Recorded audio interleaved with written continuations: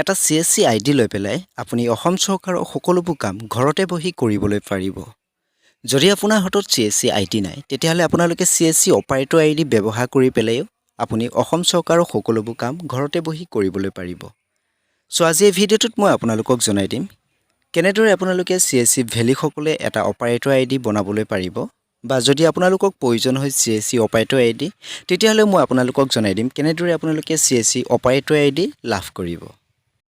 So ভিডিঅ'টো সম্পূৰ্ণৰূপে চাই থাকিব আৰু এনেকুৱা নতুন ইনফৰমেশ্যনবোৰ বিষয়ে আপোনালোকে আমাৰ চেনেলৰ জৰিয়তে আগতীয়াকৈ লাভ কৰিবলৈ চেনেলটো সাবস্ক্ৰাইব কৰি ৰাখিবলৈ একেবাৰে নাপাহৰিব। সো প্ৰথমত মই আপোনালোকক দেখুৱাই দিম কেনেদৰে আপোনালোকে এটা CSC Operator ID বনাবলৈ পাৰিব। সো ফাৰ্স্ট অফ অল আপোনালোকে CSC ID টো লগইন কৰি ল'ব। ID টো লগইন কৰি লোৱাৰ পিছত সাৰ্ভিছত যাব। সাৰ্ভিছত যোৱাৰ পিছত ইয়াত আপোনালোকে তললৈ আহিলে দেখা পাব একাউণ্ট বুলি এটা অপচন। সো একাউণ্টত আপোনালোকে ক্লিক কৰাৰ লগে লগে ইয়াত দেখা পাব অপাৰেটৰ বুলি। সো অপাৰেটৰত আপোনালোকে ক্লিক কৰিব। অপাৰেটৰত ক্লিক কৰাৰ লগে লগে আপোনালোকৰ একাউণ্টত কিমানজন অপাৰেটৰ আছে সকলোবোৰ ডিটেইলছ আহি যাব। সো মোৰ ইয়াত এজন অপাৰেটৰ আছে। সো ইয়াত এজন দেখা পাই আছে। ইয়াৰ পিছত আপোনালোকে নতুন অপাৰেটৰ বনাবলৈ ইয়াত ওপৰত এটা এড অপাৰেটৰ বুলি দেখা পাই আছে। সো এড অপাৰেটৰত আপোনালোকে ক্লিক কৰিব। ইয়াৰ পিছত আপোনালোকৰ সন্মুখত ঠিক এনেকুৱা ধৰণৰ এখন ফৰ্ম আহিব। এই ফৰ্মখন আপোনালোকে ফিল কৰিব লাগিব। সো প্ৰথমত আপোনালোকে আধাৰ কাৰ্ডৰ নাম্বাৰটো এণ্টাৰ কৰিব লাগিব যিজন অপাৰেটৰক বনাব বিচাৰে আপোনালোকে। ইয়াৰ পিছত তেখেতৰ সম্পূৰ্ণ নামটো দিব লাগিব। ইয়াৰ পিছত তেখেতৰ ডেট অফ বাৰ্থ যিখন আধাৰ কাৰ্ডত আপোনালোকৰ ডেট অফ বাৰ্থটো মেনশ্যন আছে সেই আধাৰ কাৰ্ডখনৰ পৰা আপোনালোকে ডেট অফ বাৰ্থটো চাই ল'ব। ইয়াৰ পিছত তেখেতৰ জেন্ডাৰটো সিলেক্ট কৰিব, মেল ফিমেল যিটো হয় আপোনালোকে সেইটো দিব। ইয়াৰ পিছত তেখেতৰ ইমেইল আইডিটো দিব লাগিব আৰু যিটো ইমেইল আইডি দিব সেই ইমেইল আইডিটোত এটা OTP যাব। OTPটো আপোনালোকে ইয়াত সাবমিট কৰিব লাগিব। সো প্ৰথমত আপোনালোকে ইমেইল আইডিটো টাইপ কৰিব। ইয়াৰ পিছত সেন্ড OTPত ক্লিক কৰাৰ লগে লগে ইমেইলত এটা OTP যাব আৰু সেই OTPটো ইয়াত আপোনালোকে ভেলিড বুলি যিটো বুটাম দেখা পাই আছে OTPটো সাবমিট কৰি পেলাই ভেলিড বুটামত ক্লিক কৰিব। ইয়াৰ পিছত তেখেতৰ মোবাইল নাম্বাৰটো এণ্টাৰ কৰিব। মোবাইল নাম্বাৰটো এণ্টাৰ কৰাৰ পিছত ইয়াত আপোনালোকে দেখা পাব সেন্ড OTP। সো সেন্ড OTPত ক্লিক কৰাৰ লগে লগে আপোনালোকৰ মোবাইলত এটা OTP যাব আৰু সেই OTPটো ইয়াত আপোনালোকে ভেৰিফাই কৰিবলৈ লাগিব। OTPটো ভেৰিফাই কৰাৰ পিছত তলত টাৰ্মছ এণ্ড কণ্ডিশ্যন ইয়াত দেখা পাব। সো ইয়াত আপোনালোকে ক্লিক কৰিব। ক্লিক কৰাৰ পিছত আপোনালোকে তলত দেখা পাব সাবমিট বুটাম। সো সাবমিট বুটামত ক্লিক কৰাৰ লগে লগে আপোনালোকৰ যিটো অপাৰেটৰ ID হয় অপাৰেটৰ IDটো ক্ৰিয়েট কৰা হৈছে আৰু ইয়াত আপোনালোকে দেখা পাইছে অপাৰেটৰ IDটো আৰু যিজন অপাৰেটৰ ইমেইল দিছিলে আপোনালোকে তেখেতৰ ইমেইলত তেখেতৰ যিটো ID আৰু পাছৱৰ্ড সেন্ড কৰা হৈ গ'ল। সো তেখেতে ID আৰু পাছৱৰ্ডটো দি পেলাই তেখেতে নিজৰ অপাৰেটৰ IDটো লগইন কৰি ল'বলৈ পাৰিব। সো এইখিনিতে মই আপোনালোকক এটা তথ্য জনাই দিব বিচাৰিছোঁ। যিজন অপাৰেটৰ আপোনালোকে বনাব সেই অপাৰেটৰজনে নিজৰ আইডিটোত CSC ID যিমানবোৰ সাৰ্ভিস আছে প্ৰায় সকলোবোৰ সাৰ্ভিস তেখেতে ব্যৱহাৰ কৰিবলৈ পাৰিব। কিন্তু তেখেতে নিজৰ ওয়ালেটত নিজৰ বেলেন্সটো এড কৰিবলৈ নোৱাৰিব। সো নিজৰ বেলেন্সটো এড কৰিবলৈ ওয়ালেটত আপোনালোকে যিজন ভেলিৰ পৰা মানে যিজনৰ পৰা আপোনালোকে CSC IDটো লৈছিলে তেখেতৰ লগত আপোনালোকে যোগাযোগ কৰিব লাগিব আৰু CSC ভেলিজনে আপোনাৰ একাউণ্টত বেলেন্সটো ট্ৰান্সফাৰ কৰি দিবলৈ পাৰিব।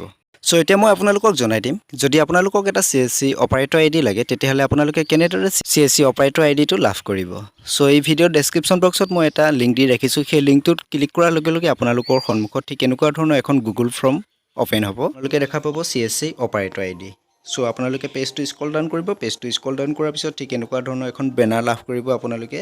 ইয়াৰ পিছত আপোনালোকৰ ফাৰ্ষ্ট নেমটো ফিল কৰিব, মিডিল নেম যদি থাকে মিডিল নেম আৰু যদি লাষ্ট নেম থাকে তেতিয়াহ'লে আপোনালোকে লাষ্ট নেমটো ফিল কৰিব। ইয়াৰ পিছত আপোনালোকৰ মোবাইল নাম্বাৰটো দিব যিটো মোবাইল নাম্বাৰ আপোনালোকৰ আধাৰ কাৰ্ডত লিংক নাথাকিলেও হ'ব, যদি লিংক থাকে নো প্ৰব্লেম। ইয়াৰ পিছত আপোনালোকৰ 16 ডিজিট আধাৰ কাৰ্ড নাম্বাৰটো দিব লাগিব। ইয়াৰ পিছত যদি আপোনালোকৰ পান কাৰ্ড নাম্বাৰ আছে তেতিয়াহ'লে পান কাৰ্ড দিব, যদি নাথাকে ইয়াত এনে এটা নাম্বাৰ আপোনালোকে এণ্টাৰ কৰি পঠাই দিব। ইয়াৰ পিছত আপোনালোকৰ ডেট অফ বাৰ্থটো দিব। ডেট অফ বাৰ্থটো দিয়াৰ পিছত আপোনালোকৰ জেন্ডাৰটো সিলেক্ট কৰিব, মেল ফিমেল যিটো হয় আপোনালোকে দিব। ইয়াৰ পিছত আপোনালোকৰ ফুল এড্ৰেছটো দিব।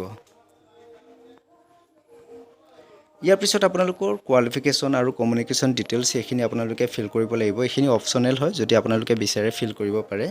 ইয়াৰ পিছত আপোনালোকৰ কোৱালিফিকেশ্যনটো দিব। আপোনালোকে HSLC পাছ কৰা নে HS নে ডিগ্ৰী আপোনালোকৰ এই কোৱালিফিকেশ্যনটো দিব। ইয়াৰ পিছত আপোনালোকৰ কম্পিউটাৰ চাৰ্টিফিকেট যদি থাকে তেতিয়াহ'লে ইয়েছ কৰিব, যদি কম্পিউটাৰ চাৰ্টিফিকেট নাই তেতিয়াহ'লে নো কৰিব। ইয়াৰ পিছত আপোনালোকৰ বিজনেছ নেমটো কি হয় আপোনালোকে সেইটো দি দিব, মানে আপোনালোকৰ দোকান যদি আছে তেতিয়াহ'লে দোকানখনৰ নাম কি সেইটো আপোনালোকে দি দিব পাৰিব। ইয়াৰ পিছত আপোনালোকৰ কমিউনিকেশ্যন এড্ৰেছটো দি দিব। ইয়াৰ পিছত আপোনালোকৰ ডকুমেণ্টখিনি আপলোড কৰিব লাগিব। সো প্ৰথমতে আপোনালোকৰ নিজৰ এখন ফটো আপলোড কৰিব, আধাৰ কাৰ্ডৰ ফ্ৰণ্ট সাইড ফটো আপলোড কৰিব, বেক সাইড আপলোড কৰিব। ইয়াৰ পিছত আপোনালোকৰ যদি পান কাৰ্ড আছে তেতিয়াহ'লে পান কাৰ্ডখন আপলোড কৰিব পাৰিব কোৱালিফিকেশ্যন চাৰ্টিফিকেট আপলোড কৰিব পাৰিব আৰু যদিহে আপোনালোকৰ কম্পিউটাৰ চাৰ্টিফিকেট আছে তেতিয়াহ'লে আপোনালোকে কম্পিউটাৰ চাৰ্টিফিকেটখন আপলোড কৰি পেলাই তলত সাবমিট বুটাম পাব সো সাবমিট বুটামত আপোনালোকে ক্লিক কৰি দিব সো বন্ধু-বান্ধৱীসকল এই ফৰ্মখন আপোনালোকে ফিল কৰা প্ৰায় 24 ঘণ্টাৰ ভিতৰত মই আপোনালোকক কন্টেক্ট কৰিম আৰু কন্টেক্ট কৰাৰ পিছত আপোনালোকক ইমেইলত এটা OTP পঠাম আৰু মোবাইলত এটা OTP পঠাম CSC ফালৰ পৰা সো সেই OTP দুটা মোক আপোনালোকে প্ৰভাইড কৰিব লাগিব যদি আপোনালোকে প্ৰভাইড নকৰে তেতিয়াহ'লে আপোনালোকৰ CSC ID টো ক্ৰিয়েট কৰিবলৈ মন অসুবিধা হ'ব সো আপোনালোকে মোক CSC Operator ID যদি লাগে তেতিয়াহ'লে আপোনালোকে সেই OTP দুটা মোক দিবলৈ লাগিব সো আপোনালোকে স্ক্ৰিনত দেখা পাইছে মোৰ ইমেইল এটা ইয়াত দেখা পাইছে OTP টো verify email on digital Seva portal so মই আপোনালোকক যেতিয়া CSC Operator ID টো বনাই দিম তেতিয়া আপোনালোকৰ মোবাইলত যেটো OTP যাব মানে আপোনালোকৰ ইমেইলত যেটো OTP যাব সো ঠিক এনেকুৱা ধৰণৰ এটা OTP সেন্ড হ'ব আপোনালোকৰ মোবাইলত ইয়াত আপোনালোকে দেখা পাব OTP টো verify email on digital Seva portal ইয়াৰ পিছত আপোনালোকে যদি তললৈ যায় তেতিয়াহ'লে ইয়াত আপোনালোকে দেখা পাব OTP টো আৰু ইয়াত আপোনালোকে দেখা পাব verify your email on digital Seva portal so digital Seva portal means আপোনালোকৰ CSC ID সো এইখিনিতে বহুতো মানুহে ভুল কৰে সো মই লগত এটা হৈ যোৱা ঘটনা মই ক'বলৈ বিচাৰিছো আজি প্ৰায় 2 দিনৰ আগত এজন জুৰহাটৰ লৰাই মোক CSC Operator ID বিচাৰিছিলে সো মই তেখেতৰ লগত কথা পাতিলো আৰু তেখেতৰ CSC Operator ID বনাবৰ কাৰণে মই তেখেতৰ লগত কথা পাতাৰ পিছত এটা ID বনাই দিবলৈ বিচাৰিলো আৰু Operator ID টো যেতে বনাব বিচাৰিছো তেখেতৰ ইমেইলত যেটো OTP সেন্ড কৰিছো OTP টো তেখেতে দিবলৈ বিচৰা নাই তাৰ কাৰণটো কি মই সুধিলো আৰু তাৰ কাৰণটো তেখেতে ক'লে OTP টো বেলেগ কাকো শেয়াৰ কৰিব নালাগে বেংকৰ ফালৰ পৰাও কয় সো ঠিকে আছে মই ভাবিলো বেংকৰ ফালৰ পৰাও কয় আৰু OTP কাকো শেয়াৰ কৰিব নালাগে হে বিষয় ময়ো জানো আপোনালোকেও জানে হে বিষয় কিন্তু আপোনালোকে পঢ়ি চাব লাগে তাত কি বুলি লেখা আছে বেংকৰ ফালৰ পৰা কিবা নটিফিকেশন দিছে নে অন্য কোনোবাই দিছে তো মই আপোনালোকক এই ইমেইলটো দেখুৱা মোৰ এটাই মতলব সো ইয়াত আপোনালোকে দেখা পাব ডিজিটেল সেভাৰ পোৰ্টেল যদি ডিজিটেল সেভাৰ পোৰ্টেল বুলি আপোনালোকৰ তাত ইমেইল বা SMS যায় তেতিয়াহ'লে আপোনালোকে সেই OTP টো দিব অন্য কোনো ধৰণৰ OTP মোক আপোনালোকে প্ৰভাইড নকৰিব বা মোলৈ শেয়াৰ নকৰিব সো আজি ভিডিওটো ইমানে যদি ভিডিওটো ভাল লাগে লাইক শেয়াৰ কৰিবলৈ নেপাহৰিব আজিলৈ ইমানে ধন্যবাদ